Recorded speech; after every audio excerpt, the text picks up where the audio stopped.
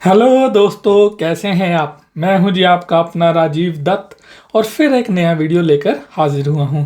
और सबसे पहले आपका स्वागत है आपके अपने चैनल एक्सप्लोर विद 10 में। अगर सब्सक्राइब नहीं किया है तो सब्सक्राइब कर लें।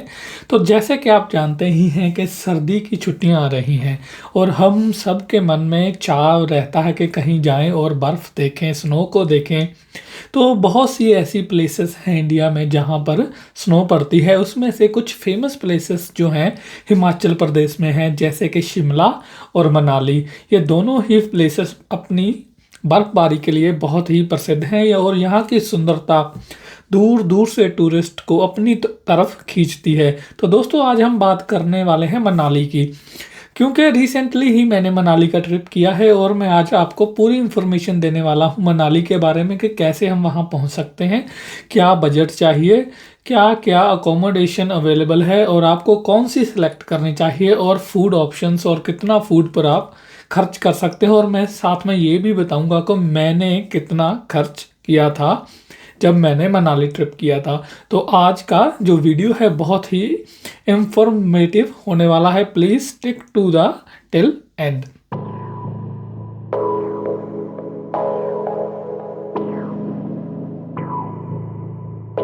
तो दोस्तों, मनाली जो कि इंडिया का one of the famous tourist place है, वहाँ बहुत ही सुंदर सुंदर दृश्य, बर्फबारी आपको इस मौसम में देखने की मिलेगी।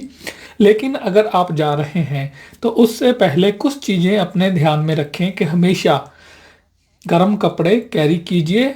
ना कि वो वाले जो आप मैदानी इलाके से अगर आ रहे हैं वो गर्म कपड़े नहीं चलेंगे। आपको वेरी वेरी वार्म, जहाँ कई बार तो जो तापमान है नेगेटिव डिग्री में भी चला जाता है, तो कम से कम 2 जैकेट कैरी करें।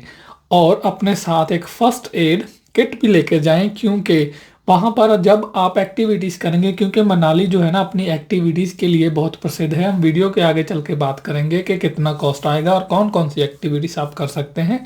तो अपने साथ फर्स्ट एड किट लेकर चलें, क्योंकि हो सकता है कि आप बच्चों के साथ भी ट्रैवल कर रहे हैं। तो ये 2 चीज़ें, गर्म कपड़े एक्स्ट्रा और फर्स्ट एड किट लेकर आपको चलनी है। तो अब बात करते हैं कि मनाली हम पहुंच कैसे सकते हैं। तो मनाली आप बस, ट्रेन, अपनी कार या फिर एरोप्लेन से पहुंच सकते हैं। मैं आपको बता दूं कि मोस्टली जो लोग आते हैं दिल्ली के थ्रू आते हैं या चंडीगढ़ के थ्रू आते हैं। तो हम जनरल बात करेंगे। जो मैंने सबसे पहले आपको बता दूं कि मैंने अपने 2 दोस्तों के साथ, हम 3 जने थे, हम तीनों ने लुधियाना से ट्रैवल स्टार्ट किया था, क्योंकि मैं पंजाब में रहता हूं और लुधियाना जो है हमारे शहर से कुछ ज़्यादा दूर नहीं है। तो मैं लुधियाना से आपको बता दूं, हमने कार में ट्रैवल किया था। हमको ऑलमोस्ट 11 आवर्स लग गए थे, क्योंकि रास्ते में ट्रैफिक जाम भी मिला था। अगर आप दिल्ली से कर रहे हैं ट्रैवल, अगर आप बाय बस कर रहे हैं, तो आपको 12 से 13 घंटे लग सकते हैं, क्योंकि ट्रैफिक जाम मिलना आम बात है। रास्ते जो हैं उनकी कंस्ट्रक्शन बड़े लेवल पर चल रही है। आप देखेंगे हाईवेज आ रहे हैं, लेकिन अभी भी बहुत जो करंट रास्ते हैं उनकी मरम्मत होना बाकी है। तो रास्ता जो है, और मनाली और जो कुल्लू मंडी है, ये एक बड़े बड़े शहर होने की वजह से बहुत सा ट्रैफिक इस तरफ जाता है और इस साइड से वापस भी आता है। तो दोस्तों, हमेशा प्रिपेयर रहें, आपको ट्रैफिक जाम रास्ते में मिल सकता है, स्पेशली जब आप सीज़न के समय में ट्रैवल करते हैं। जो बस है ना, वहाँ आपको नाइट में मोस्टली बस चलती हैं, वोल्वो बसेस हैं जो 12 से 13 घंटे का अप्रॉक्सीमेटली टाइम लेती हैं दिल्ली से मनाली तक का। और प्राइस जो है 800 से स्टार्ट हो जाता है, डिपेंड ऑन आपकी निगोशिएशन और आपको कितनी लग्जरी वाली बस चाहिए। और अगर आप ट्रेन से ट्रैवल करते हैं, ट्रेन जो है लॉन्गेस्ट टाइम लेती है दिल्ली से मनाली। फर्स्ट 2 तरीके हैं। पहले तो आप दिल्ली से जो है पठानकोट आ जाइए, जिसमें कि 8 से 10 घंटे लग जाते हैं, depend on the train again. और फिर पठानकोट से आप जोगिंदर नगर जा सकते हैं, जो कि लास्ट हिमाचल का जो है रेलवे स्टेशन है। उससे आगे ट्रेन नहीं जाती, उससे आगे आपको कैब या बस फिर लेनी पड़ेगी। 4 से 5 घंटे बस या कैब में फिर लग जाएंगे, तो 10 घंटे पठानकोट तक, 10 घंटे एवरेज जोगिंदर नगर तक और 5 घंटे जो आगे मनाली तक, तो 25 घंटे आप तकरीबन लगा के चलिए अगर आप ट्रेन से इस रास्ते से आ रहे हैं। दूसरा और कन्वीनियंट रास्ता ये है कि आप चंडीगढ़ या अंबाला तक ट्रेन पर आ सकते हैं। चंडीगढ़ से जो मनाली है वो 300 किलोमीटर है और अंबाला से जो मनाली है वो 310 किलोमीटर है। लेकिन यहाँ से आपको अपनी कैब लेनी लेनी पड़ेगी या फिर बस आपको मिल जाएगी जो कि 8 से 9 घंटे लगा देती है मनाली पहुँचने में चंडीगढ़ से। और प्राइस जो है 600 से रुपीस से स्टार्ट हो जाता है और डिपेंड करता है कि आपको कौन सी लग्जरी वाली बस चाहिए या कौन सी। और अप टू 1500 रुपीस तक चला जाता है चंडीगढ़ से मनाली तक का। तो ये तो हो गया जी ट्रेन ये और बस का मैंने आपको बता दिया। अब मैं बता देता हूँ कि अगर आप फ्लाई करना चाहते हैं, ये है जी क्विकेस्ट वे। फ्लाई आप कर सकते हैं भुंतर एयरपोर्ट है जो मनाली से सिर्फ 50 किलोमीटर दूर है। और दिल्ली से और चंडीगढ़ से जो है लगातार फ़्लाइटें चलती रहती हैं। दिल्ली से तकरीबन 1 घंटा 20 मिनट की फ़्लाइट है और चंडीगढ़ से 50 मिनट से लेके 1 घंटा आपको फ़्लाइट में लग जाएगा। और वहाँ से एयरपोर्ट से आपको ईजिली कैब मिल जाएगी जो आपको मनाली तक ले जाएगी। 2 घंटे लगा के चलिए, 50 किलोमीटर है जो एयरपोर्ट मनाली से, तो 2 घंटे आप लगाकर चलिए। कैब आपकी निगोशिएशन पर है, डिपेंड करता है कि आपके कितने अच्छे हैं निगोशिएशन में। तो जैसे कि हमने बता दिया कि मनाली आप कैसे पहुंच सकते हैं, उसके बाद आपको चाहिए अकोमोडेशन वहां पहुंचते ही। तो अकोमोडेशन जो है ना, मैं अपनी बता देता हूं। हम 3 जने थे, हमने एक रूम लिया, हमको एक डबल बेड मिला था, एक उन्होंने एक्स्ट्रा मैट्रेस दे दिया था। रूम बहुत बड़ा था, अच्छे बाथरूम थे, तो हमारा तीनों का एक ही रूम में एडजस्ट हो गया था। तो हमने ये रूम जो था एवरेज था, ना ही बहुत लो था और ना ही बहुत जो था हाई क्वालिटी वाला था। तो हमने एक रूम के 1500 रुपये दिए थे। 1500 रुपये 3 रात के हिसाब से हमने टोटल जो 3 रात हम वहाँ पर रुके थे तो 4500 रुपया हमने सिर्फ अकोमोडेशन का दिया था। अगर आप थोड़ा लंबा रुकते हैं तो अकोमोडेशन चीप हो जाती है। लेकिन आपको बता दूं कि रूम जो है 500 रुपये से लेकर 20,000 रुपये तक आपको मिल जाएंगे, आपके बजट पर है। हो सकता है आपको 500 से भी कम मिल जाए, हो सकता है कि 20,000 से भी ज़्यादा एक्सपेंसिव रूम हो। लेकिन रूम के अलावा और भी ऑप्शंस है, जैसे आप कैंपिंग करना चाहते हैं या किसी दरिया के किनारे आप अपना टेंट लगाना चाहते हैं तो वो आप पर है। तो सब पता कर कर चाहिए। लेकिन रूम का जो प्राइस है ये है। तो हमने रूम जो लिया था माल रोड पर। माल रोड जो है मनाली का मेन जो सिटी है न्यू वाली, उसका जो मेन आप कह सकते हैं शॉपिंग कम्प्लेक्स है, या सभी लोग वहाँ पर आपको टहलते हुए मिल जाएंगे। पूरी शॉप्स वगैरह वहीं पर ही हैं। तो डिपेंड करता है, अगर आपको शांति चाहिए तो मैं आपको सजेस्ट करूँगा आप मनाली माल रोड से दूर रूम लीजिए जहाँ पर कम लोग हों, आपको अच्छे व्यूज़ मिल सकें। और आप होम स्टे भी वहाँ पर ढूंढ सकते हैं। अगर आप चाहते हैं चहल पहल हो, आप हमेशा चाहते हैं कि शॉप्स आपके अराउंड हों और वहाँ से आपको इजीली अगर आपने कहीं जाना है तो बसेस वगैरह या ऑटो वगैरह आपको इजीली मिल जाएं, तो आप माल रोड पर रूम वगैरह ले सकते हैं। माल रोड पर यूजली रूम वगैरह हैं जो थोड़े से एक्सपेंसिव मिलेंगे। तो अकोमोडेशन जो है दोस्तों, वो सीज़न पर प्राइस डिपेंड करता है। अगर आप सीज़न में जा रहे हैं तो डेफिनेटली आपको थोड़ा एक्सपेंसिव मिलेगा। अकोमोडेशन के बाद बारी आती है जी फूड की। अगर आप नॉर्थ इंडियन फूड पसंद करते हैं तो बहुत सी ऑप्शन मिल जाएंगी मनाली में।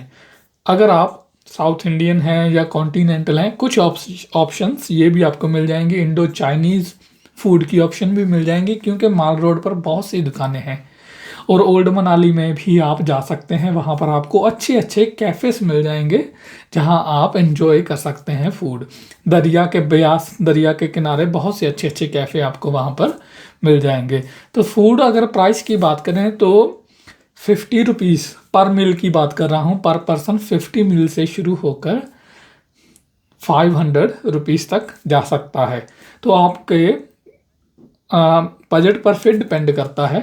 अगर आप किसी वेंडर स्ट्रीट वेंडर से किसी रेहड़ी पर खड़ कर रुक कर खा सकते हैं तो 50 रुपीज़ एवरेज प्राइस जो है शुरू हो जाएगा। लेकिन अगर आपको किसी बड़े रेस्टोरेंट में जाना है, बड़े रेस्टोरेंट भी आपको मनाली में मिल जाएंगे, तो प्राइस जो है आप चला जाएगा टोटली अप टू यू। तो हम जो थे एवरेज वाली ये हॉलीडेज मना रहे थे, तो मैं आपको कहूँगा कि हम तीनों जाने 250 से 300, तीनों जाने की बात करें 250 से 300, जैसे 2 सब्जी लेकर और रोटी चपाती वगैरह सैलड के साथ, और योगर्ट भी ली हमने कहीं कहीं। तो 250 से 300 जो एवरेज हमने पर मील के दिए हैं 3 पर्सन्स के लिए। लेकिन जब हम कैफ़े में गए तो प्राइस थोड़ा अप चला गया, जहाँ पर आप 500 600 भी हमने दिए हैं। तो डिपेंड है आप क्या ऑर्डर करते हैं और कौन सी जगह पर आप जाते हैं। तो फूड के बाद हम बात करते हैं दोस्तों एक्टिविटीज़ की। तो यहाँ पर मनाली के अराउंड बहुत सी ऐसी प्लेसेस हैं जहाँ पर आप जा सकते हैं, घूम सकते हैं, एक्टिविटीज़ कर सकते हैं। मनाली अपनी पैराग्लाइडिंग के लिए बहुत ही फेमस है। तो पैराग्लाइडिंग जो है 1000 से शुरू होकर 2000 पर पर्सन तक जाती है, लेकिन फिर आपकी निगोशिएशन पर है। मेरे दोस्तों ने पैराग्लाइडिंग की तो उन्होंने सिर्फ 1100 पर पर्सन दिए थे, निगोशिएशन की थी उन्होंने अच्छी तरह। बाद हमने जो मोटर बाइक पर जो हमको लेकर गए थे स्पीति वैली के बॉर्डर पर, वो हमने की थी, और स्नो स्लाइडिंग भी हमने की थी। और उसके बाद जो उसे बंजी जंपिंग कहते हैं, मुझे तो पता नहीं उसका एग्जैक्ट नाम, वो भी हमने की थी। तो जिप लाइन भी हमने की थी। जिप लाइन के हम दोनों ने शायद 500 रुपया दिया था एग्जैक्ट, तो यानी 500 से 600 के बीच था। और जो हमने एक पैकेज लिया था वहाँ पर जाकर अटल टनल के पास, उसका हमने दिया था, जिसमें कि वो मोटर बाइक पर हमको लेकर गए थे, स्लाइडिंग और जो बाउंसिंग वाला जंपिंग वाला हमने किया था, उसका हमने 900 पर पर्सन दिया था इन 3-4 एक्टिविटीज़ का। तो इन सब का मिलाकर एक्टिविटीज़ का, पैराग्लाइडिंग का मैंने आपको पहले ही बता दिया। तो आपके बजट पर डिपेंड करता है कितनी आप करना चाहते हैं। तो मैं आपको पर पर्सन अगर आप सारी एक्टिविटीज़ करना चाहते हैं तो 3 से 4 हज़ार रुपया एक्टिविटीज़ का लेकर चलें। अगर आप कुछ कम करना चाहते हैं एक्टिविटीज़, आप सारी नहीं करना चाहते, तो आपका प्राइस जो है कम हो जाएगा। और प्लेसेस कौन कौन सी हैं देखने वाली, अगर कुछ लोग एक्टिविटीज़ इतना पसंद नहीं करते लेकिन वहाँ शांति के लिए जाते हैं, डिफरेंट प्लेसेस को एक्सप्लोर करने जाते हैं, तो वहाँ पर जो हमने विज़िट किया था वो हम ओल्ड मनाली था। उसके बाद ओल्ड मनाली में ही थोड़ा ऊपर जाकर आपको पुराना हडिम्बा देवी टेम्पल मिल जाएगा, जो कि बहुत ही आर्किटेक्चरल मॉन्यूमेंट है, बहुत ही सुंदर बना हुआ है। अभी तक इन्होंने बहुत अच्छे से संभाल के रखा हुआ है। हडिम्बा देवी के बाद आप सोलांग वैली जा सकते हैं। सोलांग वैली ज़्यादा दूर नहीं है, आपको वहाँ से कैब मिल जाएगी। अगर आप सोलांग वैली, अटल टनल और सिसु करना चाहते हैं तो हमने पूछा था 1500 रुपये की कैब आपको मिल जाएगी, जिसमें आप 3 से 4 लोग अच्छे से ट्रैवल कर सकते हैं। पर उसमें भी आप निगोशिएट कर सकते हैं। हम अपनी गाड़ी लेकर गए थे, तो हमने देखने के लिए सिसु वैली किया था। वहाँ पर आपको बहुत सी शॉप्स मिल जाएंगी, और जिप लाइन है, रोप वे है, और भी बहुत सी एक्टिविटीज़ हैं सिसु वैली में। मगर स्नो वहाँ पर कम रहती है, लेकिन सर्दी में रहती है। उसके बाद आप अटल टनल पर आपको बहुत सी स्नो मिलेगी, स्नो ही स्नो मिलेगी। कई बार तो रास्ता भी बंद हो जाता है, तो केयरफुली जाएं क्योंकि स्नो का सीज़न है।